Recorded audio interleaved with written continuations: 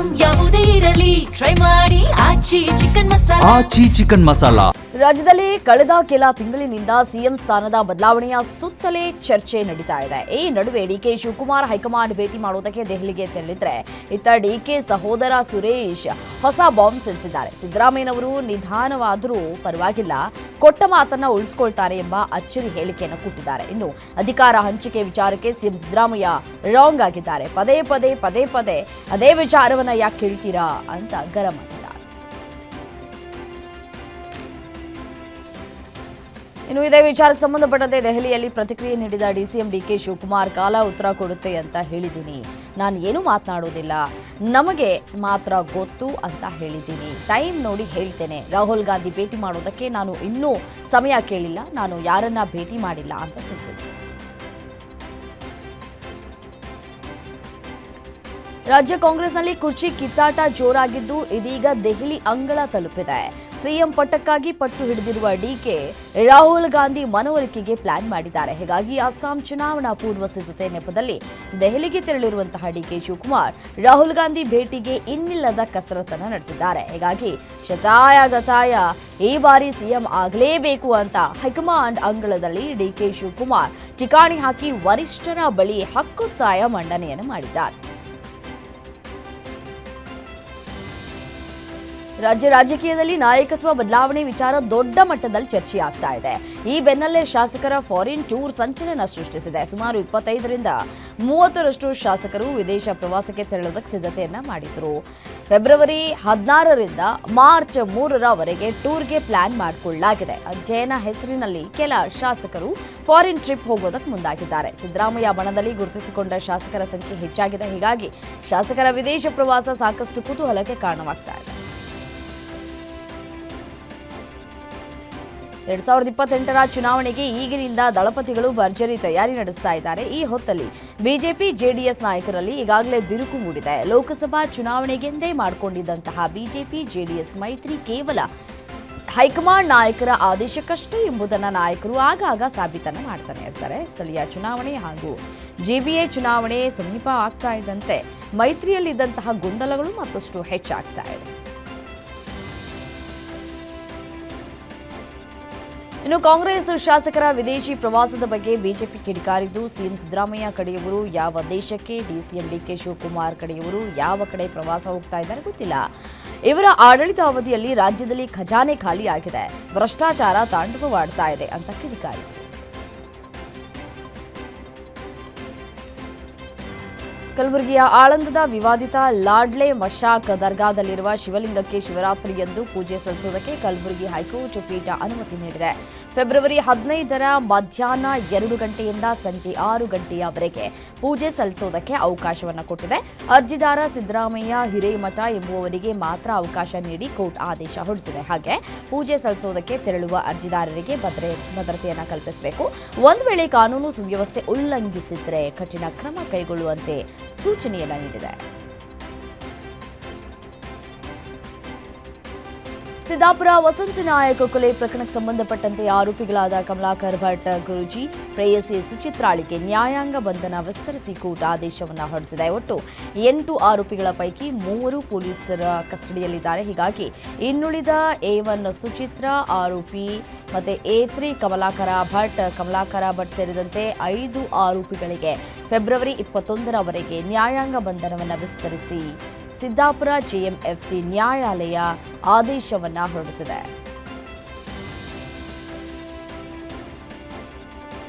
ಚಿಕ್ಕಮಗಳೂರಿನ ಕಡೂರು ಕಾಂಗ್ರೆಸ್ನ ಶಾಸಕ ಕೆಎಸ್ ಆನಂದ್ ಪಿಎ ಕಿರುಕುಳಕ್ಕೆ ಬೇಸತ್ತು ಡೆತ್ ನೋಟ್ ಬರೆದಿಟ್ಟು ನಾಪತ್ತೆಯಾಗಿದ್ದ ಸರ್ಕಾರಿ ನೌಕರ ಪತ್ತೆಯಾಗಿದ್ದಾರೆ. ಇದೀಗ ಕೂಡಲೇ ಅಲರ್ಟ್ ಆದಂತಹ ಪೊಲೀಸರು ಹುಡುಕಾಟವನ್ನು ನಡೆಸಿದ್ದು, ಈ ವೇಳೆ ಇಕ್ಬಾಲ್ ಚಿಕ್ಕಮಗಳೂರು ನಗರದ ವಿಜಯಪುರದ ತಮ್ಮ ಮನೆಯಲ್ಲಿಯೇ ಪತ್ತೆಯಾಗಿದ್ದಾರೆ. ಡೆತ್ ನೋಟ್ನಲ್ಲಿ ಕುಟುಂಬ ಸಮೇತ ಆತ್ಮಹತ್ಯೆ ಮಾಡಿಕೊಳ್ಳುವುದಾಗಿ ಅಧಿಕಾರಿ ಉಲ್ಲೇಖಿಸಿದ್ದ ಕಾರಣ ಪ್ರಕರಣ ಗಂಭೀರ ಸ್ವರೂಪವನ್ನು ಪಡೆದುಕೊಂಡಿತ್ತು.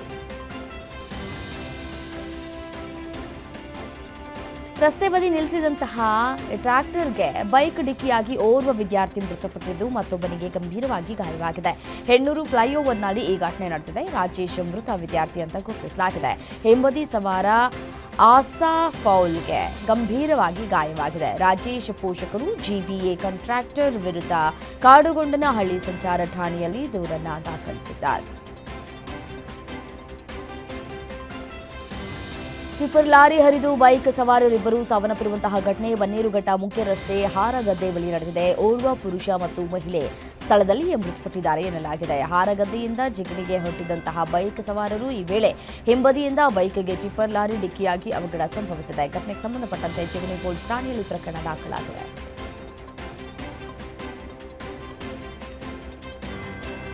ಬೆಂಗಳೂರು ನಗರದಲ್ಲಿ ಇತ್ತೀಚಿನ ದಿನಗಳಲ್ಲಿ ರೋಡ್ ರೇಜ್ ಪ್ರಕರಣಗಳು ಹೆಚ್ಚಾಗ್ತಾ ಇರುವುದು ಆತಂಕಕ್ಕೆ ಕಾರಣವಾಗಿದೆ. ಹಲಸೂರು ಸಂಚಾರ ಠಾಣಾ ವ್ಯಾಪ್ತಿಯಲ್ಲಿ ಕಾರು ಚಾಲಕ ಗೂಡ್ಸ್ ಡ್ರೈವರ್ ನಡುವೆ ಸಣ್ಣ ವಿಚಾರಕ್ಕೆ ಗಲಾಟೆ ನಡೆದಿದೆ. ಈ ವೇಳೆ ಗೂಡ್ಸ್ ಡ್ರೈವರ್ ಕಾರಿನ ಬಾನೆಟ್ ಮೇಲೆ ಬಿದ್ದರೂ 1 ಕಿಲೋಮೀಟರ್ ಕಾರು ಚಲಾಯಿಸಿಕೊಂಡು ಹೋಗಿದ್ದಾನೆ. ಗೂಡ್ಸ್ ವಾಹನ ಕಾರಿಗೆ ಟಚ್ ಆಗಿದ್ದಕ್ಕೆ ಸಿಟ್ಟಿನಿಂದ ಬಾನೆಟ್ ಮೇಲೆ ಗೂಡ್ಸ್ ಚಾಲಕನನ್ನ ಎಳೆದೊಯ್ದು ಅಮಾನವೀಯತೆ ಮೆರೆದಿದ್ದಾನೆ.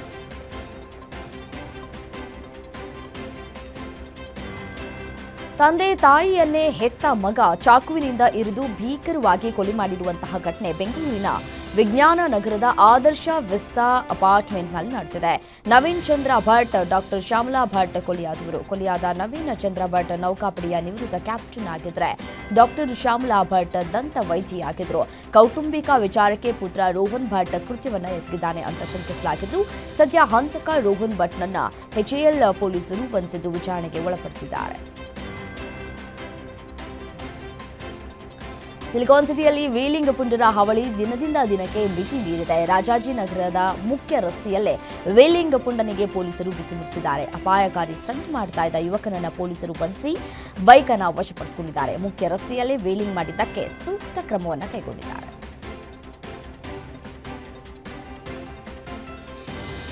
ಕೆನಡಾದ ಶಾಲೆಯಲ್ಲಿ ಈ ನಡೆದಂತಹ ಭೀಕರ ಗುಂಡಿನ ದಾಳಿಯಲ್ಲಿ ಮೃತಪಟ್ಟವರಿಗೆ ಪ್ರಧಾನಿ ನರೇಂದ್ರ ಮೋದಿ ಸಂತಾಪವನ್ನು ಸೂಚಿಸಿದ್ದಾರೆ. ದುರಂತದ ಬಗ್ಗೆ ಆಘಾತ ವ್ಯಕ್ತಪಡಿಸಿದಂತಹ ಪ್ರಧಾನಿ ಕೆನಡಾದ ಜನರ ಪರ ಭಾರತ ನಿಲ್ಲಲಿದೆ ಅಂತ ಹೇಳಿದ್ದಾರೆ. ಕೆನಡಾದಲ್ಲಿ ನಡೆದ ಭೀಕರ ಗುಂಡಿನ ದಾಳಿಯಿಂದ ತೀವ್ರ ಆಘಾತವಾಗಿದೆ. ತಮ್ಮ ಪ್ರೀತಿ ಪಾತ್ರರನ್ನ ಕಳೆದುಕೊಂಡಂತಹ ಕುಟುಂಬಗಳಿಗೆ ನಾನು ನನ್ನ ಹೃತ್ಪೂರ್ವಕ ಸಂತಾಪವನ್ನು ವ್ಯಕ್ತಪಡಿಸುತ್ತೇನೆ. ಈ ತೀವ್ರ ದುಃಖದ ಕ್ಷಣದಲ್ಲಿ ಭಾರತವು ಕೆನಡಾದ ಜನರೊಂದಿಗೆ ನಿಲ್ಲುತ್ತೆ ಅಂತ ಹೇಳಿದ್ದಾರೆ. ಕೇಂದ್ರ ಬಜೆಟ್ ಮೇಲಿನ ಚರ್ಚೆಯಲ್ಲಿ ರಾಜ್ಯಸಭೆಯಲ್ಲಿ ಮಾಜಿ ಪ್ರಧಾನಿ ಎಚ್.ಡಿ. ದೇವೇಗೌಡ ಅವರು ಮಾತನಾಡಿದರು. 3 ಪ್ರಮುಖ ಬಂದರುಗಳನ್ನು ಜೋಡಿಸುವ ಬೆಂಗಳೂರಿನಿಂದ ಮಂಗಳೂರಿನವರೆಗೆ ಕೈಗಾರಿಕಾ ಕಾರಿಡಾರ್ ವಿಸ್ತರಣೆ ಮಾಡಬೇಕು ಅಂತ ಕೋರಿದ್ರು. ಈಗಾಗಲೇ ಚೆನ್ನೈನಿಂದ ಬೆಂಗಳೂರು ಮತ್ತು ಹೈದರಾಬಾದ್ನಿಂದ ಬೆಂಗಳೂರು ನಡುವಿನ ಪ್ರಮುಖ ಬಂದರುಗಳನ್ನು ಹೊಂದಿರುವ ಕೈಗಾರಿಕಾ ಕಾರಿಡಾರ್ ಯೋಜನೆಗಳಿಗೆ ಅನುಮೋದನೆ ನೀಡುವ ಸರ್ಕಾರದ ನಿರ್ಧಾರವನ್ನು ಸ್ವಾಗತಿಸಲಾಗುವುದು ಅಂತ ತಿಳಿಸಿದರು.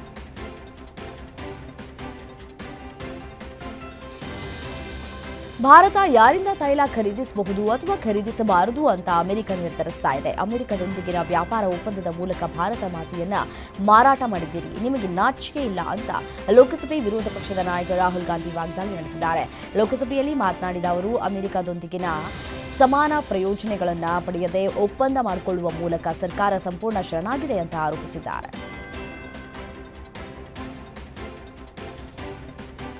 ಸದನಕ್ಕೆ ತಪ್ಪು ಮಾಹಿತಿ ನೀಡಿದ್ದಕ್ಕಾಗಿ ಹಾಗೂ ಆಧಾರರಹಿತ ಆರೋಪಗಳನ್ನು ಮಾಡಿದ್ದಕ್ಕಾಗಿ ಲೋಕಸಭೆ ವಿರೋಧ ಪಕ್ಷದ ನಾಯಕ ರಾಹುಲ್ ಗಾಂಧಿ ವಿರುದ್ಧ ಹಕ್ಕುಚ್ಯುತಿ ಮಂಡಿಸಲಾಗುವುದು ಅಂತ ಸಂಸದೀಯ ವ್ಯವಹಾರಗಳ ಸಚಿವ ಕಿರಣ್ ರಿಜಿಜು ಹೇಳಿದ್ದಾರೆ. ಬಜೆಟ್ ಮೇಲಿನ ಚರ್ಚೆ ವೇಳೆ ಮಾತನಾಡಿದ ರಾಹುಲ್ ಗಾಂಧಿ ಕೇಂದ್ರ ಸರ್ಕಾರವು ಭಾರತ ಮಾತೆಯನ್ನ ಮಾರ್ಬಿಟ್ಟಿದೆ ಅಂತ ಆರೋಪಿಸಿದ್ರು. ಈ ಹಿನ್ನೆಲೆ ಹಕ್ಕುಚ್ಯುತಿ ಮಂಡಿಸಲಾಗುವುದು ಅಂತ ಹೇಳಿದರು. ಸದನದಲ್ಲಿ ಲಘು ಆರೋಪ ಮಾಡುವ ಮೊದಲು ರಾಹುಲ್ ಗಾಂಧಿ ಅದಕ್ಕೆ ಪೂರಕವಾಗಿ ದೃಢೀಕೃತ ದಾಖಲೆಗಳನ್ನು ಸಲ್ಲಿಸಿ ನಿಯಮಬದ್ಧವಾಗಿ ನಡೆದುಕೊಳ್ಳಲಿ ಅಂತ ಕೇಂದ್ರ ಹೊಸ ಮತ್ತು ನವೀಕರಿಸಬಹುದಾದ ಇಂಧನ ಸಚಿವ ಪ್ರಹ್ಲಾದ್ ಜೋಶಿ ಸವಾಲು ಹಾಕಿದ್ದಾರೆ. ದೆಹಲಿಯಲ್ಲಿ ಮಾಧ್ಯಮದವರೊಂದಿಗೆ ಮಾತನಾಡಿದಂತಹ ಅವರು ರಾಹುಲ್ ಗಾಂಧಿ ಮೊದಲು ಸದನದ ನಿಯಮಗಳನ್ನು ಅರ್ಥ ಮಾಡಿಕೊಳ್ಳುವ ಪ್ರಯತ್ನವನ್ನು ಮಾಡಬೇಕು ಅಂತ ತಿರುಗೇಟನ್ನು ಕೊಟ್ಟಿದ್ದಾರೆ. ನಾನು 3-4 ಬಾರಿ ಜೆಫ್ರಿ ಎಪ್ಸ್ಟೀನ್ನನ್ನ ಭೇಟಿಯಾಗಿದ್ದೆ ಅಂತ ಕೇಂದ್ರ ಪೆಟ್ರೋಲಿಯಂ ಖಾತೆಯ ಸಚಿವ ಹರ್ದೀಪ್ ಸಿಂಗ್ ಪುರಿ ಹೇಳಿದ್ದಾರೆ. ವಿಪಕ್ಷ ನಾಯಕ ರಾಹುಲ್ ಗಾಂಧಿ ಆರೋಪ ಮಾಡಿದ ಬೆನ್ನಲ್ಲೇ ಸುದ್ದಿಗೋಷ್ಠಿ ನಡೆಸಿ ಮಾತನಾಡಿದ ಅವರು ಅಂತಾರಾಷ್ಟ್ರೀಯ ಶಾಂತಿ ಸಂಸ್ಥೆ ನಿಯೋಗದ ಜೊತೆ ತೆರಳಿದಾಗ ನಾನು ಭೇಟಿ ಮಾಡಿದ್ದೇನೆ ಅಂತ ತಿಳಿಸಿದರು. ಆತ ಎಸಗಿರುವ ಅಪರಾಧಗಳಿಗೆ ಮತ್ತು ನಮ್ಮ ಸಂವಹನಗಳಿಗೆ ಯಾವುದೇ ಸಂಬಂಧವಿಲ್ಲ. ಆತನ ಜೊತೆ 1 ಬಾರಿ ಮಾತ್ರ ನಾನು ಕೆಲಸ ಮಾಡ್ತಾ ಇದ್ದ ಸಂಸ್ಥೆಯ ವಿಚಾರವಾಗಿ ಸಂವಹನ ನಡೆಸಿದ್ದೇನೆ ಅಂತ ಸ್ಪಷ್ಟನೆಯನ್ನು ಕೊಟ್ಟಿದ್ದಾರೆ.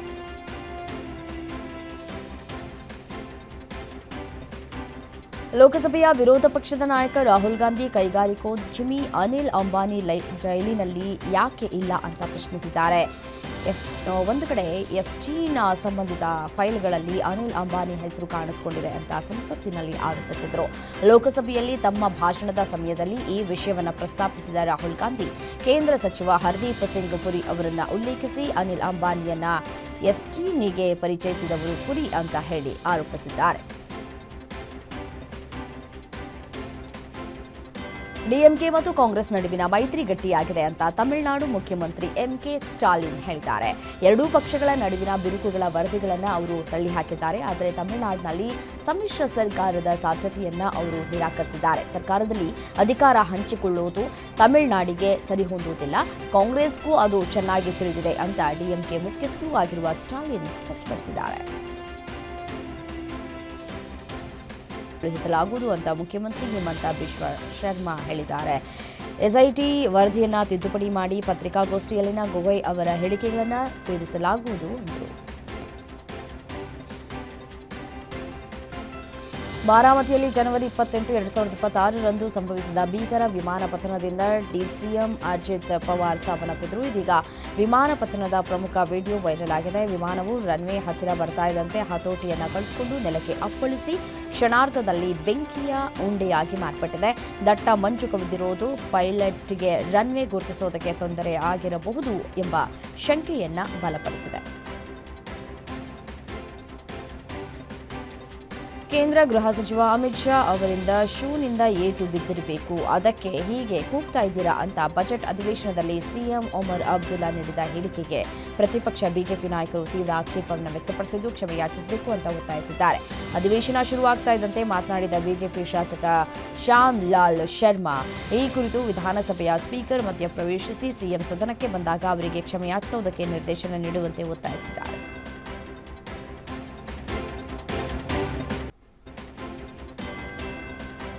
ಈಗ ರಾಷ್ಟ್ರಗೀತೆ ಜನಗಣ ಮನದಂತೆ ವಂದೇ ಮಾತರಂ ಕಡ್ಡಾಯವಾಗಿದೆ. ವಂದೇ ಮಾತರಂ ಬಗ್ಗೆ ಹೊಸ ನಿಯಮವನ್ನು ಜಾರಿಗೊಳಿಸಲಾಗಿದೆ.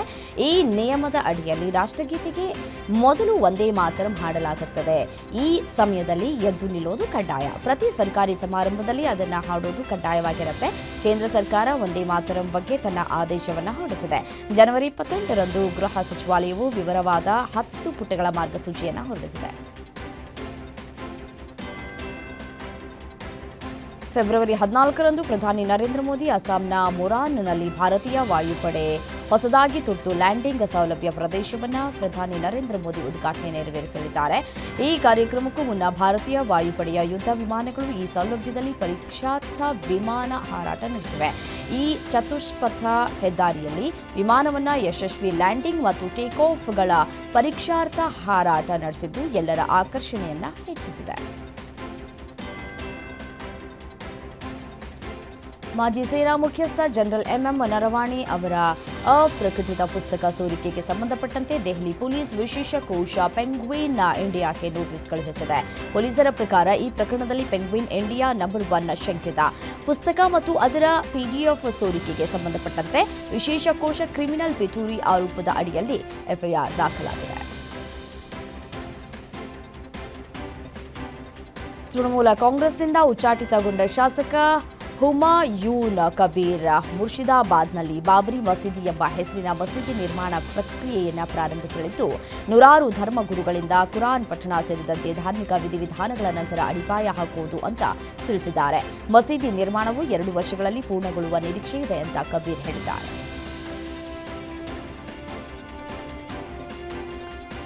ಬ್ಯಾಂಕ್ಗಳ ಖಾಸಗೀಕರಣ ಮತ್ತು ಕಾರ್ಮಿಕ ಸಂಹಿತೆಯನ್ನ ವಿರೋಧಿಸಿ ಇವತ್ತು ದೇಶದಾದ್ಯಂತ ಬ್ಯಾಂಕ್ ಮುಷ್ಕರ ನಡೆಯಲಿದೆ.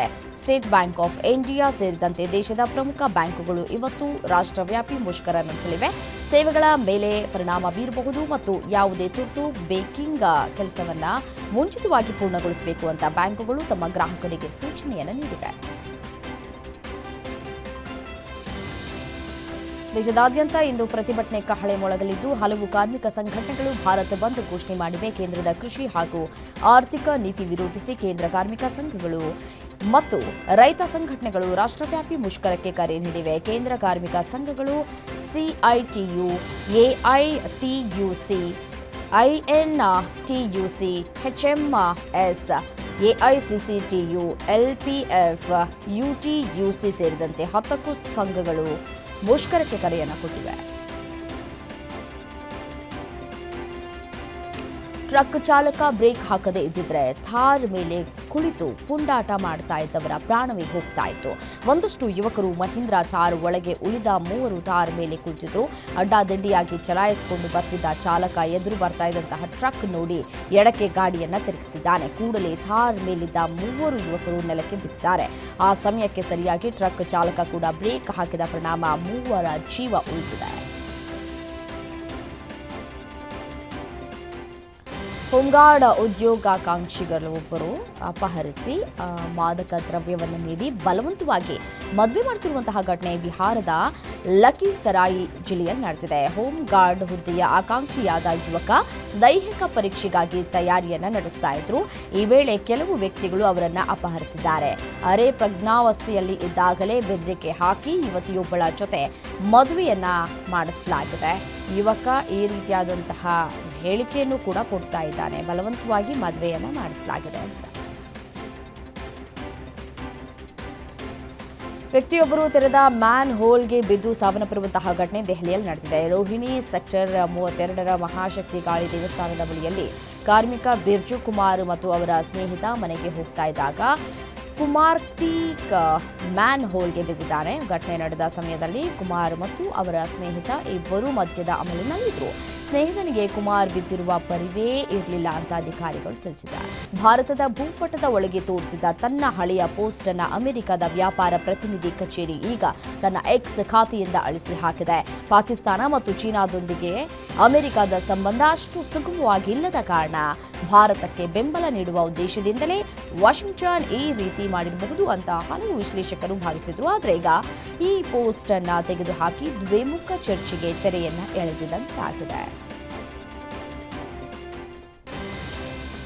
ಸೊಮಾಲಿಯಾದ ಮುಖ್ಯ ವಿಮಾನ ನಿಲ್ದಾಣದಲ್ಲಿ 55 ಜನರನ್ನ ಹೊತ್ತೊಯ್ದಾಯಿತಂತಹ ಪ್ರಯಾಣಿಕ ವಿಮಾನವೊಂದು ರನ್ವೇಯಿಂದ ಜಾರಿ ಬೀಚ್ಗೆ ಬಿದ್ದಿದೆ. ಮೊಗಾದಿಶುವಿನ ಅಡೆಲ್ ಅಬ್ದುಲ್ಲೇ ಅಂತಾರಾಷ್ಟ್ರೀಯ ವಿಮಾನ ನಿಲ್ದಾಣದಲ್ಲಿ ತುರ್ತು ಲ್ಯಾಂಡಿಂಗ್ ಸಮಯದಲ್ಲಿ ವಿಮಾನ ಟೇಕ್ ಆಫ್ ಆದ ಸ್ವಲ್ಪ ಸಮಯದ ನಂತರ ತಾಂತ್ರಿಕ ಸಮಸ್ಯೆ ಕಾಣಿಸಿಕೊಂಡ ನಂತರ ಈ ಒಂದು ಘಟನೆ ಸಂಭವಿಸಿದೆ.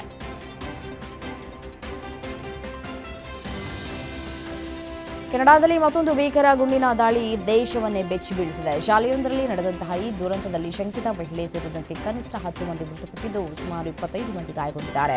ಘಟನೆ ನಡೆದ ಸ್ಥಳಕ್ಕೆ ಪೊಲೀಸರು ಮತ್ತು ತುರ್ತು ಸೇವಾ ಸಿಬ್ಬಂದಿ ಧಾವಿಸಿ ಗಾಯಾಳುಗಳನ್ನು ಆಸ್ಪತ್ರೆಗೆ ದಾಖಲಿಸಿದ್ದು ದಾಳಿಯ ಕುರಿತು ತನಿಖೆಯನ್ನು ಮುಂದುವರಿಸಲಾಗಿದೆ. ಅಮೆರಿಕದ ಅಧ್ಯಕ್ಷ ಡೊನಾಲ್ಡ್ ಟ್ರಂಪ್ರ ಇತ್ತೀಚಿನ ಹೇಳಿಕೆಯನ್ನು ರಷ್ಯಾದ ವಿದೇಶಾಂಗ ಸಚಿವ ಸೆರ್ಗೆ ಲಾವ್ರೋವ್ ಸಾರಾಸಗಟಾಗಿ ತಳ್ಳಿಹಾಕಿದ್ದಾರೆ. ಭಾರತವು ರಷ್ಯಾದಿಂದ ಕಚ್ಚಾ ತೈಲ ಖರೀದಿಯನ್ನ ನಿಲ್ಲಿಸಲಿದೆ ಅಂತ ಟ್ರಂಪ್ ಹೊರತುಪಡಿಸಿ ಬೇರೆ ಯಾರೂ ಹೇಳಿಲ್ಲ ಅಂತ ಲಾವ್ರೋವ್ ರಷ್ಯಾದ ಸಂಸತ್ತಿನಲ್ಲಿ ಗುಡುಗಿದ್ದಾರೆ. ಭಾರತವು ರಷ್ಯಾದಿಂದ ತೈಲ ಖರೀದಿಸುವುದಿಲ್ಲ ಅಂತ ಭಾವಿಸಿದ್ರು. ಇದಕ್ಕಾಗಿಯೇ ಭಾರತದ ಮೇಲೆ ವಿಧಿಸಲಾಗಿದ್ದ ಹೆಚ್ಚುವರಿ ಶೇಕಡ 25% ಸುಂಕವನ್ನು ಹಿಂತೆಗೆದುಕೊಳ್ಳುವುದಾಗಿ ಅವರು ಘೋಷಿಸಿದ್ರು ಅಂತ ರಷ್ಯಾದ ವಿದೇಶಾಂಗ ಸಚಿವ ಸೆರ್ಗೆ ಲಾವ್ರೋವ್ ತಿಳಿಸಿದ್ದಾರೆ.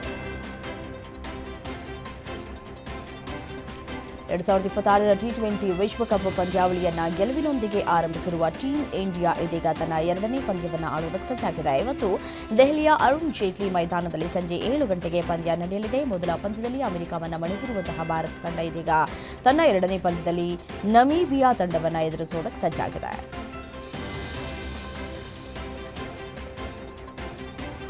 ಟಿ20 ವಿಶ್ವಕಪ್ 2026ರಲ್ಲಿ ಮೊದಲ ಪಂದ್ಯ ಗೆದ್ದು ಶುಭಾರಂಭ ಮಾಡಿರುವ ಟೀಂ ಇಂಡಿಯಾ ದೆಹಲಿಯಲ್ಲಿ ನಮೀಬಿಯಾ ವಿರುದ್ಧ 2ನೇ ಪಂದ್ಯಕ್ಕೆ ಸಜ್ಜಾಗ್ತಾ ಇದೆ. ಈ ಮಧ್ಯೆ ಟೀಂ ಇಂಡಿಯಾದ ಸ್ಫೋಟಕ ಬ್ಯಾಟರ್ ಅಭಿಷೇಕ್ ಶರ್ಮಾ ಆಸ್ಪತ್ರೆಗೆ ದಾಖಲಾಗಿದ್ದಾರೆ. ಅಭಿಷೇಕ್ ಶರ್ಮಾ ಹೊಟ್ಟೆಯ ಸೋಂಕಿನಿಂದ ಖಾಸಗಿ ಆಸ್ಪತ್ರೆಗೆ ದಾಖಲಾಗಿದ್ದಾರೆ. ಹೀಗಾಗಿ ನಮೀಬಿಯಾ ವಿರುದ್ಧದ ಪಂದ್ಯಕ್ಕೆ ಅವರು ಆಡುವುದು ಅನುಮಾನ ಅಂತ ವರದಿಗಳು ತಿಳಿಸಿವೆ. ಚಿನ್ನಸ್ವಾಮಿ ಕ್ರೀಡಾಂಗಣದ ಬಳಿ ಕಾಲ್ತುಳಿತ ಆದಂತಹ ಸಂದರ್ಭ ನಾವೆಲ್ಲವನ್ನು ಗಮನಿಸಿದ್ದೇವೆ. ಈ ಒಂದು ದುರಂತದಿಂದಾಗಿ ತವರು ಕ್ರೀಡಾಂಗಣ ಬದಲಾಯಿಸುವುದಕ್ಕೆ ಮುಂದಾಗಿರುವಂತಹ ರಾಯಲ್ ಚಾಲೆಂಜರ್ಸ್ ಬೆಂಗಳೂರು ಫ್ರಾಂಚೈಸಿಗೆ ಮುಂಬೈ ಕ್ರಿಕೆಟ್ ಅಸೋಸಿಯೇಷನ್ ಶಾಕ್ ಕೊಟ್ಟಿದೆ. ಐಪಿಎಲ್ನ 5 ತವರು ಪಂದ್ಯಗಳಿಗಾಗಿ ಮುಂಬೈನ ಡಿವೈ ಪಾಟೀಲ ಕ್ರೀಡಾಂಗಣ ಬಳಕೆಗೆ ಎನ್ಒಸಿ ನೀಡುವುದಕ್ಕೆ ಮುಂಬೈ ಕ್ರಿಕೆಟ್ ಅಸೋಸಿಯೇಷನ್ ನಿರಾಕರಿಸಿದೆ ಅಂತ ತಿಳಿದುಬಂದಿದೆ.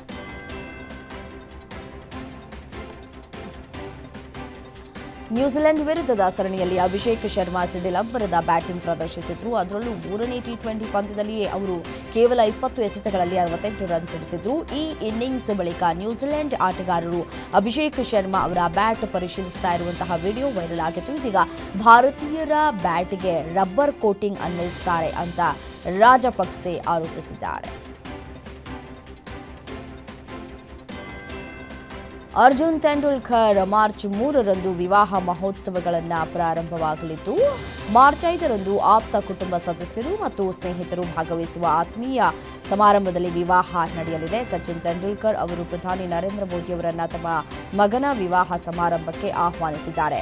ನಿಮ್ಮ ಆಶೀರ್ವಾದ ಮತ್ತು ಯುವ ದಂಪತಿಗಳಿಗೆ ಚಿಂತನಶೀಲ ಸಲಹೆಗಾಗಿ ಧನ್ಯವಾದಗಳು ಅಂತ ಸಚಿನ್ ಸಾಮಾಜಿಕ ಮಾಧ್ಯಮದಲ್ಲಿ ಪೋಸ್ಟ್ ಮಾಡಿದ್ದಾರೆ.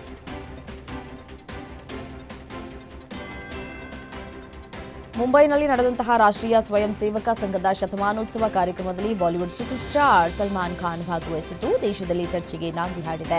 ಹಲವು ಪಕ್ಷಗಳು ಪರ ವಿರೋಧ ಚರ್ಚೆಯಲ್ಲಿ ತೊಡಗಿವೆ. ಮಹಾರಾಷ್ಟ್ರ ಸಚಿವ ಮತ್ತು ಬಿಜೆಪಿ ನಾಯಕ ನಿತೇಶ್ ರಾಣೆ ಅವರು ಶಿವಸೇನೆ ನಾಯಕ ಉದ್ಧವ್ ಠಾಕ್ರೆ ಅವರನ್ನ ಟೀಕಿಸುವ ಭರದಲ್ಲಿ ಸಲ್ಮಾನ್ ಖಾನ್ ರನ್ನ ಹೊಗಳಿದ್ದಾರೆ. ಸಲ್ಮಾನ್ ಖಾನ್ ಉದ್ಧವ್ಗಿಂತ ಹೆಚ್ಚು ಹಿಂದೂ.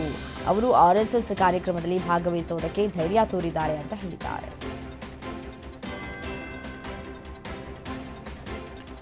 ರಶ್ಮಿಕಾ ಜೊತೆ ವಿಜಯ್ ದೇವರಕೊಂಡ ಮದುವೆ ಸುದ್ದಿ ಬೆನ್ನಲ್ಲೇ ಮಾಜಿ ಗೆಳತಿ ಜೊತೆಗಿನ ಫೋಟೋಗಳು ಇದೀಗ ಭಾರೀ ವೈರಲ್ ಆಗ್ತಾ ಇದೆ, ಕೋಲಾಹಲವನ್ನು ಸೃಷ್ಟಿಸಿದೆ.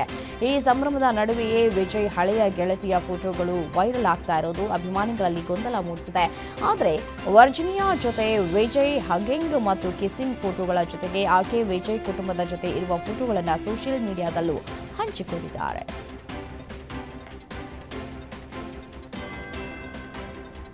ತಮಿಳು ನಟ ಧನುಷ್ ನಂತರ ಒಂದರಂತೆ ಒಂದು ಸಿನಿಮಾಗಳು ಸಖತ್ ಬಿಸಿಯಾಗಿದ್ದಾರೆ. ಸದ್ಯಕ್ಕೆ ಈ ವರ್ಷಗಳಲ್ಲಿ ಅವರು ಅನೇಕ ವಿಭಿನ್ನ ಪಾತ್ರಗಳಲ್ಲಿ ತಮ್ಮ ಪ್ರತಿಭೆಯನ್ನು ಸಾಬೀತುಪಡಿಸಿಕೊಂಡಿದ್ದಾರೆ. ಈಗ ಮತ್ತೆರಡು ಸಿನಿಮಾಗಳಿಗೆ ಗ್ರೀನ್ ಸಿಗ್ನಲ್ ಕೂಡ ಕೊಟ್ಟಿದ್ದಾರೆ. ಆ ಎರಡೂ ಸಿನಿಮಾಗಳೇ ಮ್ಯೂಸಿಕ್ ಮಾಂತ್ರಿಕ ಇಳಿಯರಾಜ ಕುರಿತ ಬಯೋಪಿಕ್. ಇದರೊಂದಿಗೆ ಭಾರತದ ಮಾಜಿ ರಾಷ್ಟ್ರಪತಿ ಎಪಿಜೆ ಅಬ್ದುಲ್ ಕಲಾಂ ಚಿತ್ರ ಕೂಡ ಒಂದು ಕಡೆ ಪ್ರದರ್ಶನ ಆಗೋದಕ್ಕೂ ಕೂಡ ತಯಾರಿಗಳಾಗ್ತಾ ಇದೆ, ಚಿತ್ರೀಕರಣಕ್ಕೂ ಕೂಡ ಸಿದ್ಧತೆಗಳಾಗ್ತಾ ಇದೆ. ಎರಡು ಸಿನಿಮಾಗಳು ತೆರೆಕೊಂಡು ವಶವಾಗ್ತಾ ಬಂದರೂ ಅಜಿತ್ ಕುಮಾರ್ ಮಾತ್ರ ತಮ್ಮ ಮುಂದಿನ ಸಿನಿಮಾವನ್ನ ಆರಂಭಿಸಿಲ್ಲ. ಸಿನಿಮಾ ಸಿಟ್ಟಿರುವುದಕ್ಕೆ ತಡವಾಗ್ತಾ ಇರುವುದೇ ಅಜಿತ್ ಕುಮಾರ್ ಡಿಮ್ಯಾಂಡ್ ಮಾಡ್ತಾ ಇರುವಂತಹ ದುಬಾರಿ ಸಂಭಾವನೆಯಿಂದ ಎಂಬ ಟಾಕ್ ಕೇಳಿಬರ್ತಾ ಇದೆ. ತಮ್ಮ ಮುಂದಿನ ಸಿನಿಮಾದಲ್ಲಿ ನಡೆಸೋದಕ್ಕೆ ಅಜಿತ್ ಕುಮಾರ್ ಬರೋಬ್ಬರಿ 163 ಕೋಟಿ ರೂಪಾಯಿ ಸಂಭಾವನೆಗೆ ಡಿಮ್ಯಾಂಡ್ ಮಾಡ್ತಾ ಇದ್ದಾರೆ ಅಂತ ಹೇಳಲಾಗ್ತಾ ಇದೆ. ನಟ ನಿರ್ದೇಶಕ ಉಪೇಂದ್ರ ಅವರ ಪುತ್ರ ಆಯುಷ್ ಚೊಚ್ಚಲ ಬಾರಿಗೆ ನಾಯಕನಾಗಿ ನಟಿಸ್ತಾ ಇರುವಂತಹ ಹೊಸ ಚಿತ್ರದ ಚಿತ್ರೀಕರಣ ಸದ್ದಿಲ್ಲದೆ ಪ್ರಾರಂಭವಾಗಿದೆ. ಈ ಮೂಲಕ ಆಯುಷ್ ಉಪೇಂದ್ರ ಸ್ಯಾಂಡಲ್ವುಡ್ಗೆ ನಾಯಕರಾಗಿ ಪಾದಾರ್ಪಣೆಯನ್ನು ಮಾಡ್ತಾ ಇದ್ದಾರೆ. ಆಯುಷ್ ನಾಯಕನಾಗಿ ನಟಿಸ್ತಾ ಇರುವಂತಹ ಮೊದಲ ಚಿತ್ರಕ್ಕೆ ಕಾಶ್ಮೀರದಲ್ಲಿ ಮುಹೂರ್ತ ನಡೆದಿರುವುದು ವಿಶೇಷ.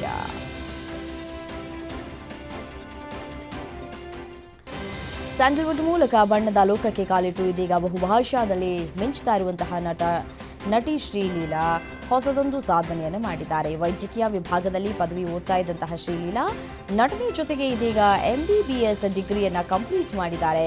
ಘಟಿಕೋತ್ಸವದ ಗೌನ್ ಟೋಪಿ ಧರಿಸಿ ವೈದ್ಯಕೀಯ ಪದವಿ ಸ್ವೀಕರಿಸ್ತಾ ಇರುವಂತಹ ಶ್ರೀಲೀಲಾ ಅವರ ಫೋಟೋಗಳು ಮತ್ತು ವಿಡಿಯೋಗಳು ಸೋಷಿಯಲ್ ಮೀಡಿಯಾದಲ್ಲಿ ಭಾರಿ ವೈರಲ್ ಆಗಿವೆ.